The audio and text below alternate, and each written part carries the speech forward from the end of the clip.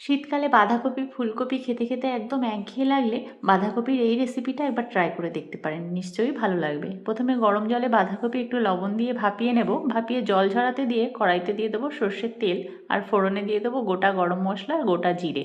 ফোড়নটা একটু ভেজে নিয়ে কেটে রাখা আলু লবণ হলুদ দিয়ে একটু ভাজা ভাজা করে নেব।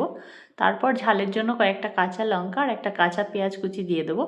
পেঁয়াজ দিয়ে লঙ্কা দিয়ে একটু ভেজে নিয়ে পেঁয়াজটা নরম হয়ে গেলে দিয়ে দেবো টমেটো আর মটরশুঁটি। টমেটো মটরশুঁটি দিয়ে আরও একটু ভেজে নেব। তারপর দিয়ে দেবো আদা রসুন বাটা, 2 চামচ আদা রসুন বাটা দিয়ে আর একটু কষিয়ে নেব। কাঁচা গন্ধটা চলে গেলে গুঁড়ো মশলা দিয়ে দেবো, জিরের গুঁড়ো ধনের গুঁড়ো দিয়ে একটু জল দিয়ে মশলা খুব ভালোভাবে কষিয়ে নেব। দেখুন পুরো ব্যাপারটা খুব ভালোভাবে কষানো হয়ে গেছে। এরকমভাবে তেল ছেড়ে দিলে দিয়ে দেবো ভাপিয়ে রাখা বাঁধাকপি। বাঁধাকপি দিয়ে সবটা মিশিয়ে নিয়ে বেশ অনেকক্ষণ ধরে কষিয়ে নিতে হবে। এখানে একটু যা সময় লাগবে একটু ঢাকা দিয়ে ভালো করে কষিয়ে নেব। ব্যাস, বাঁধাকপির ঘন্ট রেডি।